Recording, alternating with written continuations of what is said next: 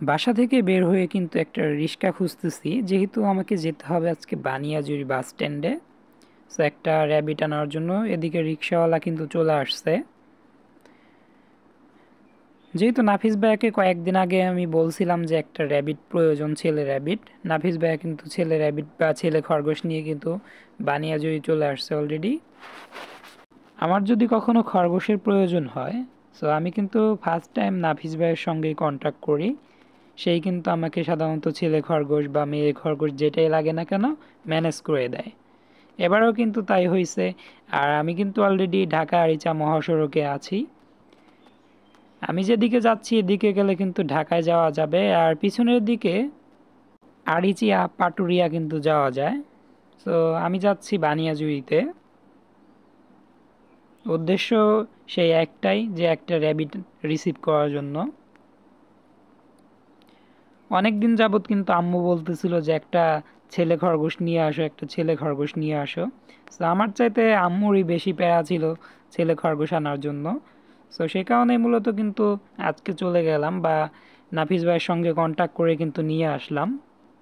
So সেটাই receive করার জন্য যাইতেছি। মেন রোডের দুই সাইডে গাছপালা থাকার কারণে কিন্তু অনেক ভালো লাগতেছে, ন্যাচারাল একটা লুক।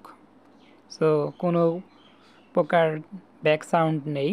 সো পাখির চেঁচামেচির সাউন্ডটা বেশ ভালোই লাগতেছিল সব মিলিয়ে। আর মূলত মেন রোডে রিক্সা নিয়ে বা অটো নিয়ে চলাফেরা করাটা একদম রিস্ক আমি মনে করি। বাট যাইতেছি যেহেতু নাফিস ভাই অনেক সময় ধরে ওয়েট করতেছে, আর বেশ সুন্দর কিন্তু আজকের ওয়েদারটা। নাফিস ভাই যেহেতু বেশ সময় ধরে ওয়েট করতেছে, সেই কারণে তাড়াতাড়ি যাওয়ার জন্য কিন্তু এই রাস্তাটা বেছে নিলাম, বা এদিকে কিন্তু চলে আসলাম। যদি গ্রামের ভিতর দিয়ে যায় ভাঙাচোরা রাস্তা একটু সময় বেশি লাগবে। সো বাসায় ব্যাক করার সময় কিন্তু আমি ওই দিক দিয়েই যাব, আপনাদের সঙ্গে একটু শেয়ার করতে পারবো ইনশাল্লাহ। সো অলরেডি কিন্তু বানিয়াজুরি চলে আসছি। এই সাইনবোর্ড দেখা যাইতেছে এখানে সুস্পষ্টভাবে কিন্তু লেখা আছে বানিয়াজুরি।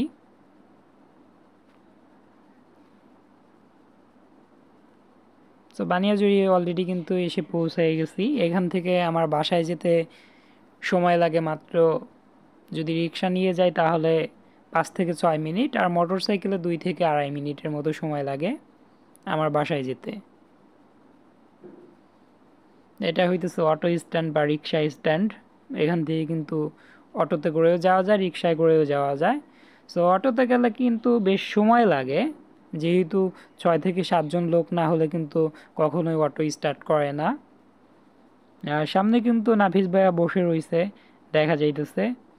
সো আমি আসার পরে কিন্তু নাফিস ভাইয়া ব্যাগটি খুলে কিন্তু র্যাবিটটাকে দেখাইলো। আর এগুলো কি কোয়েল পাখি। সো আমি জিজ্ঞাসা করলাম কোয়েল পাখি কেন আনছেন, সে বলল ছেলে এবং মেয়ে চিনার জন্য বা দেখানোর জন্য তোমাকে। সো পরে কিন্তু আমি শেষে ছেলে মেয়ে কোয়েলগুলো একটু দেখে দিলাম। এখানে আমরা টোটালি পাইছি 2টা মেয়ে কোয়েল আর একটা হইতেছে ছেলে কোয়েল। সো দেন তারপরে কিন্তু আবার বাসার উদ্দেশ্যে রওনা দিয়ে দিলাম। আর এবার কিন্তু যাইতেছি আমাদের গ্রামের ভিতরে যে রাস্তাটা সেদিক দিয়ে। যেহেতু মেন রোডে কিন্তু যে কোনো সময় যে কোনো দুর্ঘটনা ঘটতে পারে, সো আমি চাই না দুর্ঘটনা ঘটুক ওই দিক দিয়ে যেয়ে। সে কারণে মূলত গ্রামের ভিতর দিয়েই ঢুকলাম। সো গ্রামের ভিতরে চিত্রটা আরও বেশ সুন্দর ছিল। রাস্তার সাইডে বিভিন্ন গাছপালা, বিশেষ করে বাঁশঝাড়ের জন্য একটু বেশি সুন্দর লাগে গ্রামের পরিবেশটা। চারিপাশে শুধু সবুজ আর সবুজ, বেশ ভালো লাগে। আর মেঘমুক্ত আকাশ থাকার কারণে কিন্তু আরও বেশি ভালো লাগতেছে। একটা শীতল হাওয়া বয়ে যাইতেছে। আর বিশেষ করে রাস্তার আশেপাশে যে খড়ের গাদাগুলা, এগুলার জন্য একটু বেশি ভালো লাগে গ্রামের রাস্তাগুলা। সত্যি সৃষ্টিকর্তা মনে হয় নিজেই সাজিয়ে দিছে গ্রাম। আমার কাছে শহরের চাইতে গ্রামটাই বেশি ভালো লাগে, আমি বেশি ভালোবাসি। যদিও খালে কিন্তু তেমন একটা মাছ দেখা যায় না, ছোট ছোট খাল আছে অসংখ্য। সো শুধু গল্পই শুনে আসতেছি যে ছোটবেলা থেকে যে এইসব জায়গায় প্রচুর মাছ থাকতো এক সময়। আর এটা হইতেছে আমাদের গ্রামের সাইনবোর্ড, মানে গ্রামে ঢোকার রাস্তা। দেখতে পাইতেছেন কেমন ভাঙাচোরা রাস্তা। গাড়ি কিন্তু একদমই বা রিক্সা কিন্তু একদমই লাফাইতেছিল। আর ঝমঝম কেমন যেন একটা সাউন্ড দিতে লাগছিল, বিরক্ত করা আসলে। যদিও আমাদের আশেপাশের গ্রামের রাস্তাগুলা বেশ উন্নত হয়েছে, আমাদের গ্রামটা একটু উন্নত হয় না একটা কারণ আছে, বিশেষ করে রাজনৈতিক কারণ। যেহেতু বিএনপির নেতাকর্মী বেশ আমাদের গ্রামে, যাতায়াতের যে ব্যবস্থাপনাটা একদমই কিন্তু খারাপ। সো আমার লাইফে কিন্তু আমি দেখি নাই যে এগুলার পুনরায় কোনো রিফারিং কাজ হয়েছে। ছোটোবেলা থেকেই দেখে আসতেছি এরকম ভাঙাচোরা, এখনও কিন্তু এরকমই রয়ে গেছে। হয়তো আগামী কয়েক বছরের ভিতর বা আগামী কয়েক মাসের ভিতর কাজ হইতে পারে, বাট না, তেমন একটা ভালো ধারণা নেই। যদিও এখন হওয়ার সম্ভাবনাটা 95% বেড়ে গেছে। জায়গায় জায়গায় এমন অবস্থা, বাট গাড়ি নিয়ে কিন্তু চলাফেরাই করা যায় না।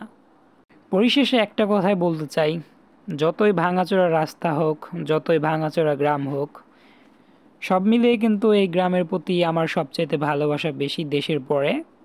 তো যেহেতু এই গ্রামেই কিন্তু আমার জন্ম, বা এই গ্রামেই কিন্তু আমার বেড়ে ওঠা, তো সব মিলিয়ে গ্রামের প্রতি ভালোবাসাটা অনেক, গ্রামকে অনেক ভালোবাসি। অন্য কোথাও গেলে কিন্তু আমার দমটা একদম বন্ধ হয়ে আসে আমার গ্রাম ছাড়া। আর এদিকে কিন্তু পাকা রাস্তা, মানে আমার বাসার সামনের এদিকেও কিন্তু পাকা। সো কিছু জায়গা, অল্প কিছু জায়গা কিন্তু এরকম ভাঙাচোরা রাস্তা। সো দেখতে দেখতে কিন্তু চলে আসলাম আমার বাসার সামনে। সো এখন আমার বাসায় চলে যেতে হবে। এটা হইতেছে আমার বাসার মেন রাস্তাটা। এটা হইতেছে আমাদের পারিবারিক রাস্তা, যেখানে আমরা কিন্তু ইট বিছিয়ে দিছি যেন বৃষ্টি হলে কাদা না পাড়াতে হয়। তো যেহেতু র্যাবিটটাকে নিয়ে আসলাম, আমাদের এখন র্যাবিট ঘরে যেতে হবে র্যাবিটটাকে রাখার জন্য।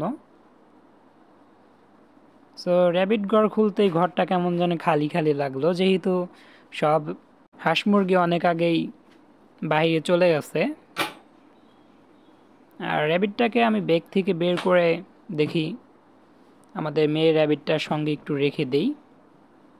যাই হোক, আজকে এই পর্যন্ত, দেখা হবে পরবর্তী নতুন কোনো আপডেট ব্লগে।